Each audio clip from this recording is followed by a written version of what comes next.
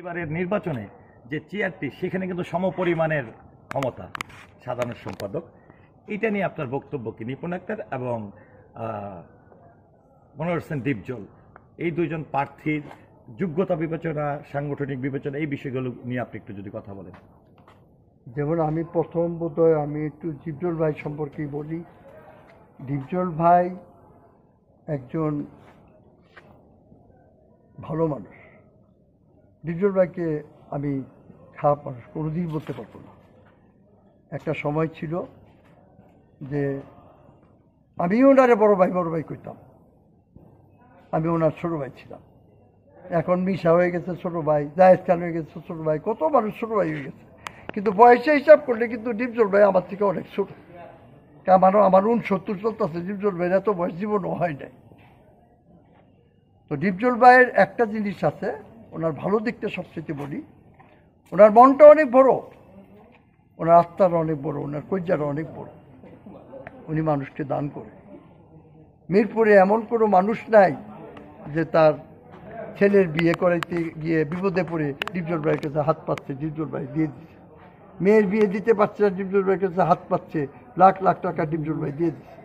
এই গুণটা দীপজল ভাইয়ের আছে, এটা আমি মিথ্যে বলবো না। দীপজল ভাই এই দিক দিয়ে খুবই ভালো, খুবই মানে কেউ ওনার কাছে গেলে উনি কাউকে খালি হাতে ফিরায় না, এই জিনিসটা ওনার আছে। মাঝখানে উনি ওপেন হার্ট করেছে, অনেক কিছু হয়েছে। আমি দোয়া করি উনি সুস্থ থাকুক, ভালো থাকুক। তো উনি এবার যে নির্বাচন করেছে সাধারণ সম্পাদকে, এই জিনিসটা আমার কাছে ভালো লাগে না দীপজল ভাই। কারণ আপনি একজন সিনিয়র পারসন মিশা সওদাগর থেকে। আপনি মনে করে দেখেন, আপনার প্রথম ছবি আপনাদেরই প্রযোজিত টাকার পাহাড়, মন্তাজুর আকবরকে আপনারা ডাইরেক্টর বানিয়েছেন। সেই ছবিতে আমাকে মেজর ক্যারেক্টার কমেডিয়ান দিয়েছেন আপনার সাথে, আপনি হিরো। আর একজন এক্স মেজরের ওয়াইফ ছিল মিষ্টি নামে নায়িকা। সেই সাদা কালো ছবি টাকার পাহাড়ে আপনি করেছেন। তখন এইসব মিছা টিছা তো ফিল্মেই আসে নাই, জায়েদ খানকে জন্মই হয় নাই ফিল্মে, সে কি আজকের কথা? তা আমি আশা করছিলাম কি জানেন, আপনি একবার সাধারণ সম্পাদকের বিপুল ভোটে পাশ করে আপনি জয়ী হয়ে সাধারণ সম্পাদক ছিলেন, এবার আপনি সভাপতি হবেন। আপনি কেন মিশাকে দিলেন সাধারণ সভাপতি? আপনি হলেন সাধারণ সম্পাদক। এটা আমার চোখে না, সারা বাংলাদেশে, সারা বিশ্ববাসীর কাছেই সমালোচিত যে দীপজল সাহেব কেন এখন সাধারণ সম্পাদক হবে, উনি হবে সভাপতি। এটা কেন আপনি সভাপতি হইলেন না দীপজল ভাই? আমি জানি না, আপনি জানেন, আর আমার আল্লাহ জানেন। আমি আপনার জন্য দোয়া করি আপনি সুস্থ থাকেন, ভালো থাকেন। আমিও আপনার প্রতি অসুস্থ। আপনি ওপেন করছেন, আমি চারটা রিং বসাই, যার জন্য ফিল্ম সব ছেড়ে দিচ্ছি। যেমন বইরে আপনি ওকে কইছি, ভাই আমার একটা পার্ট দিয়ে, আকবরের কইছি, ভাই আমার একটা বন্ধু পার্ট দিস, বদুরাম কুকুর আমার একটা পার্ট দিস। সুরজ বাঙালি আর কোনোদিন কেউ গিয়া কইব না আমার একটা পার্ট দেন, আমার একটা পার্ট দেন, আর কোনোদিন বলবে না। আমি আপনার ভালো চাই দীপজল ভাই, আপনি খুব ভালো মানুষ। আমার বাচ্চা রান্না দিয়ে আপনি রেখা হয়েছে, আপনি আবার রাস্তা খাচ্ছি জবাই করে দিয়ে আমাকে খাওয়াইছে। আপনি দিন সম্পর্কে আমরা জানি, সারা বাংলার মানুষ জানে, সবাই জানে। দীপজল ভাই আপনার তুলনা কেউ নাই। তবে আপনি সভাপতি হওয়া উচিত ছিল দীপজল ভাই। এটা যদি আমি ভুল বলে থাকি তাহলে আপনি অন্যভাবে দেখবেন না, মানে ক্ষমা দৃষ্টিতে দেখবেন। আমি কথাটা কী বলছি এটা আপনি চিন্তা করে দেখেন। আপনার সভাপতি হওয়া উচিত ছিল, সভাপতি হলে ভালো হতো। কারণ আপনি সাধারণ সম্পাদক একবার ছিলেন, আবার সাধারণ সম্পাদক হইবেন কেন? আপনি এবার সভাপতি হইবেন, আমরা আপনাকে ভোট দেব। কিন্তু সেই জায়গায় আপনি আবার হয়েছেন সাধারণ সম্পাদক। মিশা সওদাগর আপনার মোস্ট জুনিয়র পারসন, তার দেশের সভাপতি। তো এটা আসলে এটা কি নির্বাচনের উপর কোনো প্রভাব পড়বে বলে আপনার কি মনে হয়? যেহেতু আপনি বলতেছেন যেটাতে আপনি মনে ক্ষুণ্ণ, অন্যান্য শিল্পীরা আসলে এটাকে কিভাবে নিবে? ওটা ওই যে উনি সভাপতি হইতে পারতো কিন্তু সাধারণ সম্পাদক হয়েছে, এটা আপনি কষ্ট পেয়েছেন, হ্যাঁ? তো সাধারণ শিল্পীরা আসলে এটা কিভাবে নিতে পারে? কারণ আমার কথা হলো কি, দীপজল ভাইয়ের সাথে এখন যারা উত্তরভাবে যখন জড়িত, আর আমি যখন ছিলাম জড়িত তখন তাকে জন্ম হয় নাই। সুরজ বাঙালি ওনার একটা ডাইন হাত ছিল, এরা ছোট ভাইয়ের মতো ডাইন হাত ছিল। কইলাম না, উনি অনেক একটা বড় মনের লোক, বড় মাপের মানুষ। ওনার মনটা যত কিছুই বলুক গা, মনটা একেবারে কলিজাটা একেবারে সুন্দর, একেবারে একটা বাচ্চার মতো কলিজা। উনি ভালো লোক, ভালো মানুষ, সেই জন্যই তো বলতেছি যে আপনি সভাপতি হওয়া উচিত ছিল। এখানে যদি এমন হইতো যে নিপুণ আক্তার সাধারণ সম্পাদক, মনির হোসেন দীপজল, তাহলে কি হইতো? এমন যদি হইতো কলিভাই নাই, হ্যাঁ ধরলাম কলিভাই নাই, নিপুণ আক্তার সাধারণ সম্পাদক, মনির হোসেন দীপজল সভাপতি, এরকম প্যানেল হইলে কেমন হইতো? এই ধরনের প্যানেল হলে তো খুবই সুন্দর হতো, খুবই অপূর্ব হতো। কিন্তু সেই জিনিসটা তো ঠিক মাথায় কেউ দেয়নি, মাথায় সেই বুদ্ধিটা কেউ দেয়নি। সেরকম দিত তাইলে তো আর কোনো কথাই ছিল না।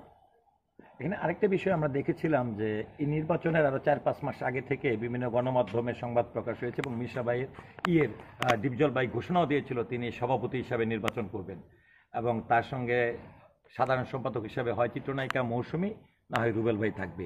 তো সেই জায়গা থেকে তিনি কিন্তু একদম সরে এসেছে। এটা আসলে ওনার জন্য কতটা পজিটিভ, কতটা নেগেটিভ? না, এখন কথা হলো যে কথা ছিল এরকমই, ডিজল ভাই সভাপতি হবে, সাধারণ সম্পাদক মৌসুমী হবে, ঠিক আছে, অথবা রুবেল এই সাধারণ সম্পাদক হবে। এই ধরনের কিছু কাটানো হলে তো খুবই সুন্দর হতো। যে আমি একবারই বলে গেছি যে আপনি একবার সাধারণ সম্পাদক ছিলেন, এইবার হবেন আপনি সভাপতি। আপনি যে কেন সাধারণ সম্পাদক হচ্ছেন আবার, সেটা আমি জানি না, আমার বোধগম্য না। এটা আপনি জানেন আর উপরওয়ালা জানেন। আপনি কি বলবেন তাহলে কি দীপজল ভাই তো সরল মনের মানুষ, তাহলে কি মিসগাইড হচ্ছে? বা ডিজল ভাই মনটা খুব সরল, সহজ এবং ভালো মনের মানুষ উনি। অনেকে হয়তো বুঝজ্ঞান দিছে, এই বুঝজ্ঞানের মাধ্যমে হয়তো বা এরকম কিছু হয়েছে, এছাড়া তো আর কিছু বলতে মন মানসিকতার দিক থেকে চিত্রনায়িকা নিপুণ আক্তার সাধারণ সম্পাদক প্রার্থী, মন মানসিকতার দিক থেকে দীপজল সাধারণ সম্পাদক প্রার্থী, এই দুইজনের সাধারণ সম্পাদকের প্রার্থিতা হওয়া নিয়ে আপনি কিভাবে দেখছেন? মানে দুইজন প্রার্থীকে নিয়ে আপনার বিশ্লেষণটা কি? এখন যখন নিপুণ আক্তার কেমন মানুষ, এখন কথা হইলো হয়েই গেছে। নিপুণ আক্তারও সহজ সরল, মানুষের জন্য অনেক কাজ করছে। এটা আমরা পূর্বের থেকেই জানি যে মানুষের জন্য নিপুণ আক্তার অনেক কাজ করছে, অনেক জায়গায় গিয়া ত্রাণ দিছে, অনেক জায়গায় গিয়া মানুষের সাহায্য করছে, হ্যাঁ, গরু জবর দিয়া মাংস দিছে, বহুত কিছু করছে। সেটা আমরা ছবি বা ভিডিও তো দেখি নাই। ভিডিও দেখেননি, ছবি দেখেননি। একটা কথা মনে রেখেন, যেমন আজকে আপনাকে আমি বলছি একটা কথা, আমার এক ছেলে এক মেয়ে, আমার একটা মেয়ে, আমার দুইটা নাতি আছে। আহিল আব্দুল বাসিদ বড় নাতি 7 বছর, ছোট নাতি 14 মাস, আয়াস আব্দুল বাড়ি। তো আমার মেয়েটা আমার বাড়ির কাছে একটা মসজিদে প্রত্যেক মাসে 1 বস্তা চাউল দেয় এতিম বাচ্চাদের। এটা আমি গত 2 বছরও আমি কিচ্ছু জানি না। হঠাৎ ওই মসজিদের হুজুর এসে আমাকে বলতেছে, বাঙালি ভাই একটা কথা বলবো কি, আপনার মেয়ে তো 2 বছর ধরে মসজিদে এতিম বাচ্চাদের জন্য 1 বস্তা করে চাউল দেয়, কর কি? আমি তো জানি না। কই হ্যাঁ দেয়। আমি তখন আমার মেয়েকে কি বললাম, আমি আমার মা বলে ডাকি, আমি বললাম, মা তুমি নাকি এখন 2 বছর ধরে 1 বস্তা করে চাইল দাও। আমিও তো জানি না। আপু শোনো, কাউকে কোনো কিছু দান করলে ডান হাতে দিবা, বাম হাতও যাতে না জানে। তো সেই দিন থেকে আমার শিক্ষা হলো, মৌলভী সাহেবের সঙ্গে কথা বলছি, উনি বলছে আপনি মেয়ে সঠিক কথাটাই বলছেন, যার জন্য আপনি বাবা আপনাকেও বলেন। তাহলে কি এই ইয়েতে ধরে নিতে পারি যে চিত্রনায়িকা নিপুণ আক্তার, কারণ আমরা আগে শিল্পী এখন কথা হইল নিপুণ যেই সাহায্য সহযোগিতা করছে, সে কাউকে টোল পিটাইয়া করতে চায় নাই।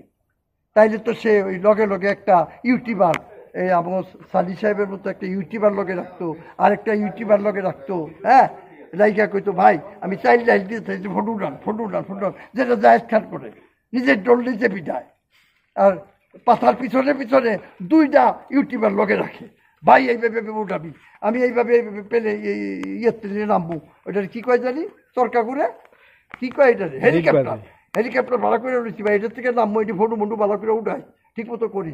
এটা তো না, ও দিয়ে দিচ্ছে ঢোল পিটাইবার জন্য না, কেউ যাতে না জানে, কিন্তু ওটা আল্লাহর রস্তে আল্লাহর হুকুমে মানুষের মুখে মুখে এমনি রইতে গেছে।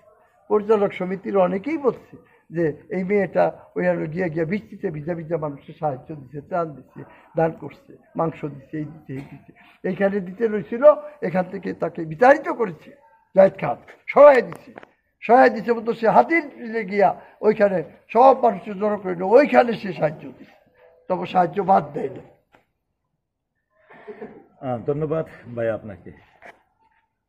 ওকে।